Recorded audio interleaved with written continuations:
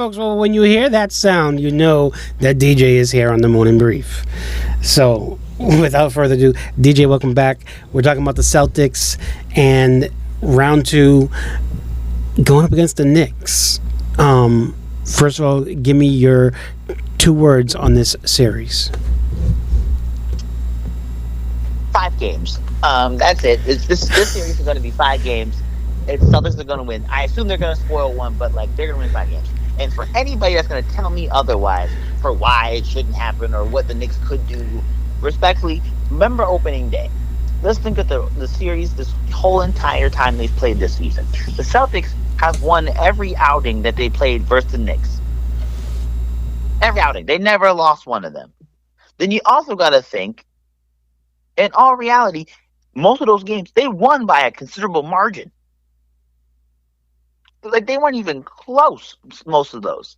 So, and when you have a New York team who versus the top 3 teams in this league, being the Thunder, the Cavs, and the Celtics, who struggled, I can't find any logical reason why the Knicks are not going out in 5 games. With just all due respect to me, the Knicks, Brunson has played very well this season. Cat's had a heck of a season. I am a Mikal Bridges supporter. I always like Mikal Bridges' game, but they're going out in 5 games.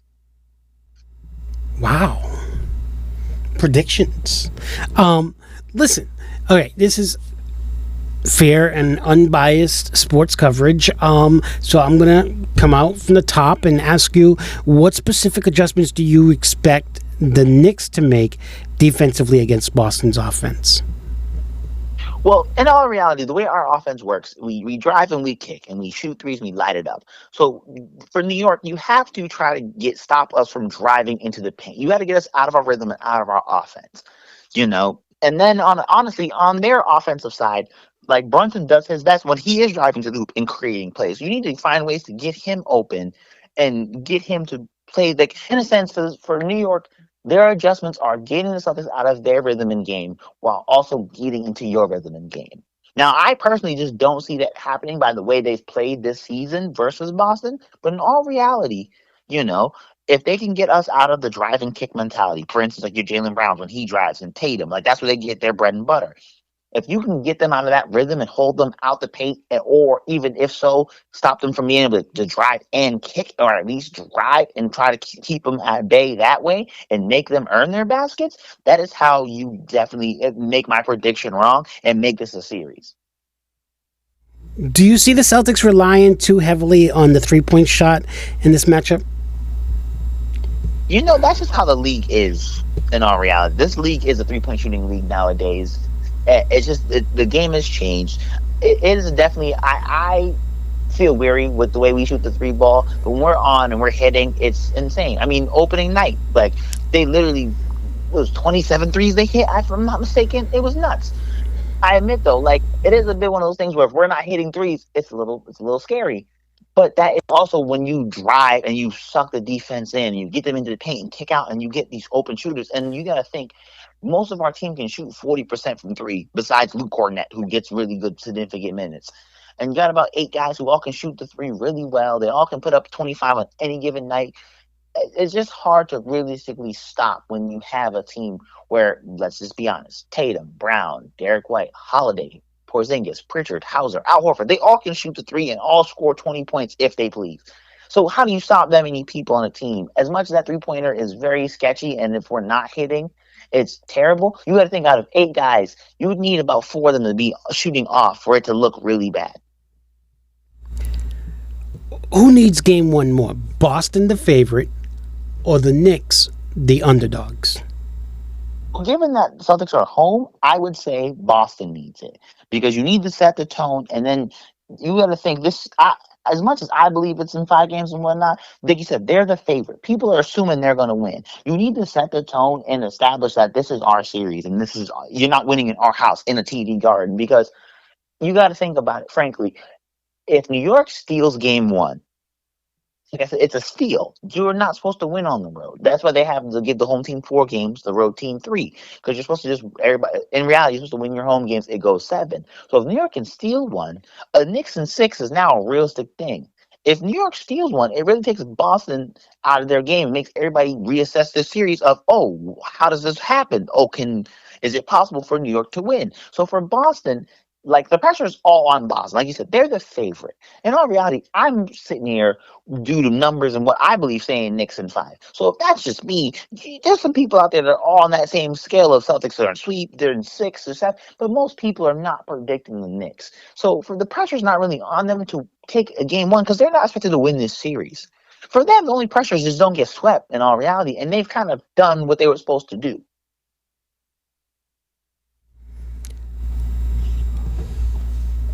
Let's talk about Jaylen Brown real quick. What would you like to see more from Jaylen Brown in this matchup against the Knicks? Honestly, what I want to see from Jaylen Brown is the same I want to see from Jaylen Brown every time he's on the court.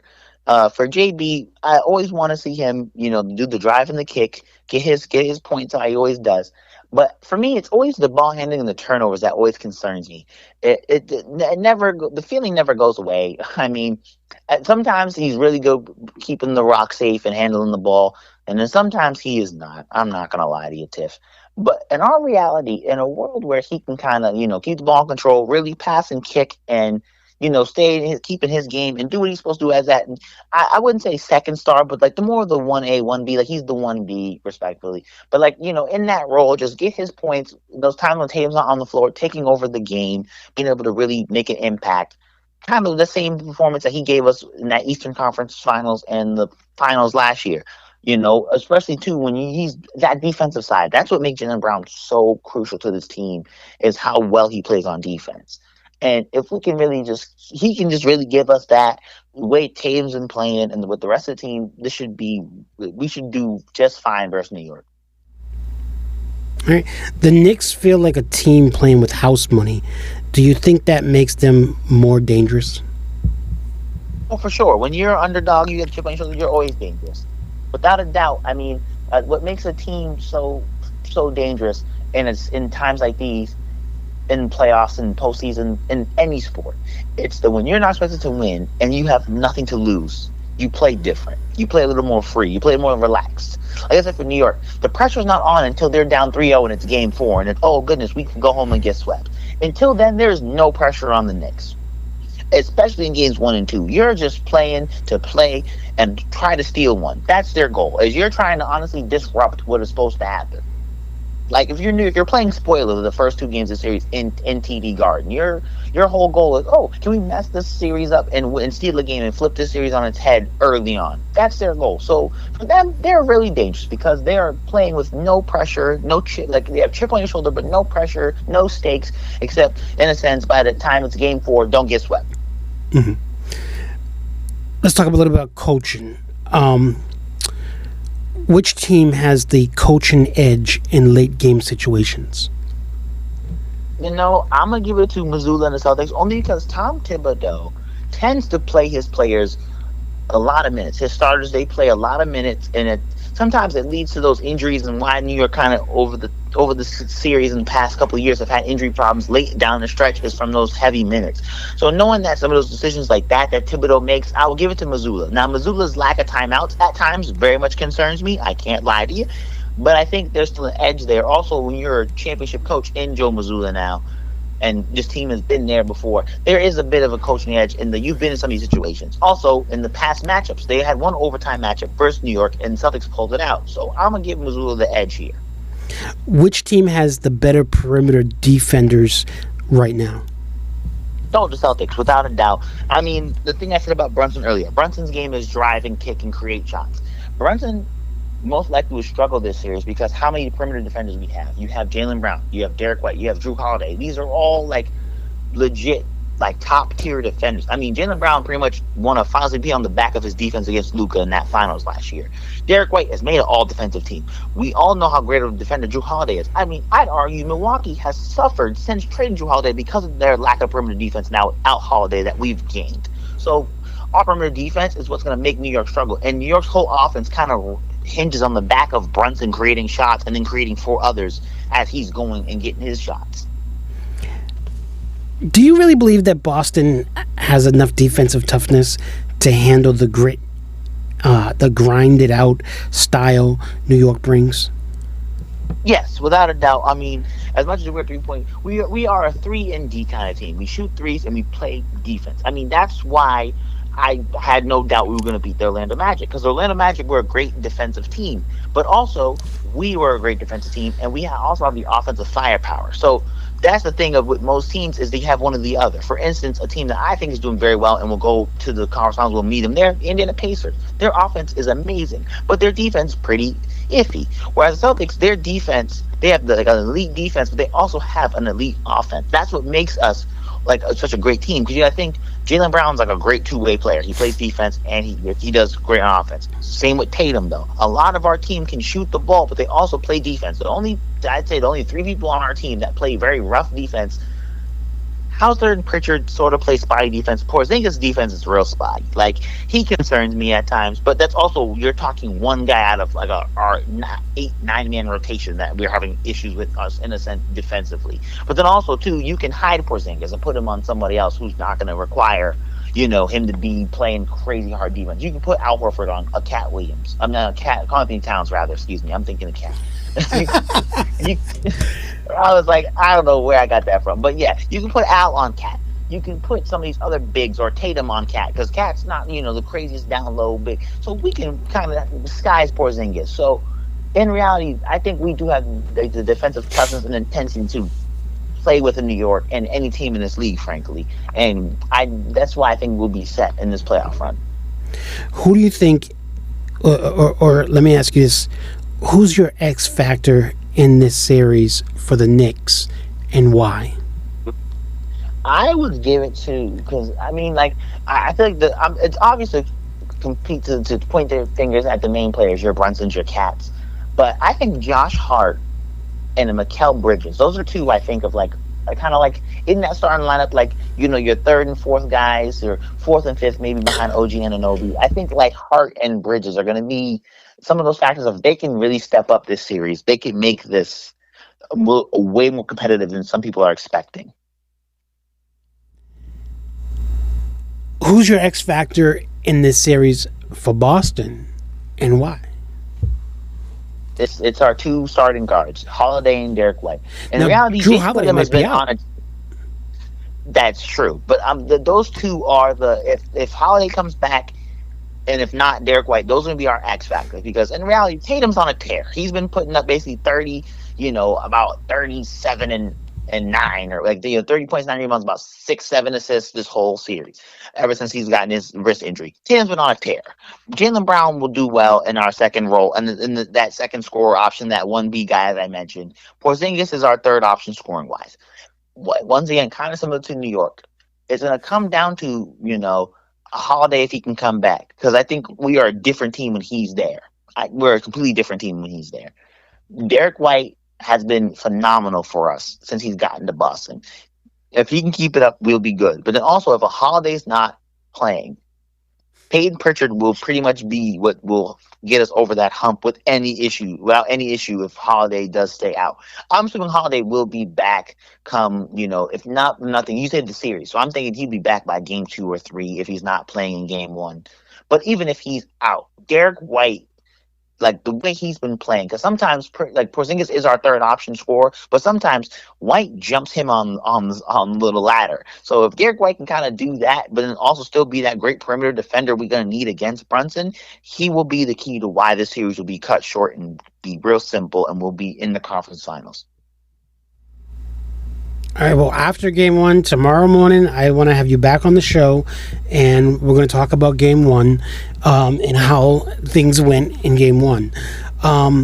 Folks, I'm going to be back with more after this break.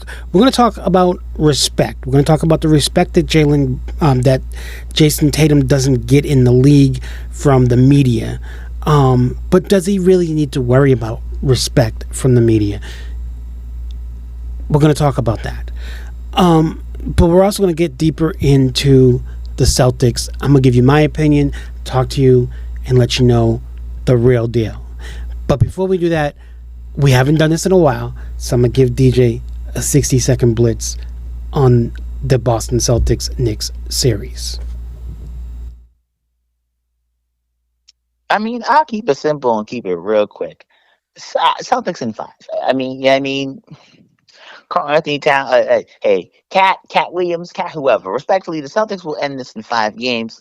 I don't see any way that the Knicks can keep up with the offensive firepower that we have with the driving kick. And at the end of the day, as much as I respect the New York team, they've played well. There's no one on that team who can stay in front of Jason Tatum or Jaylen Brown defensively, and that is going to hurt in the long run because the moment that they get downhill in the paint, they're kicking the ball or they're hitting a euro and they're dunking that ball or laying it up. And I just don't see a world where New York has the firepower to stop it.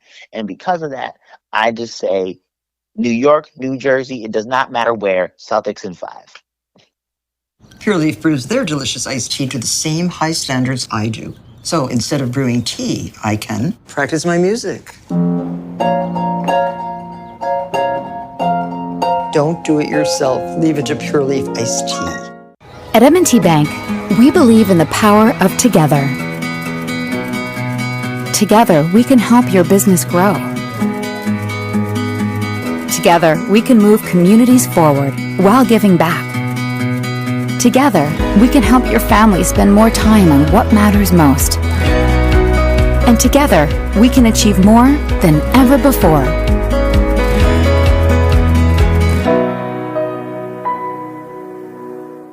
Coming up in the second half, our sausage and boudin are still tied. These flavors can't be beat.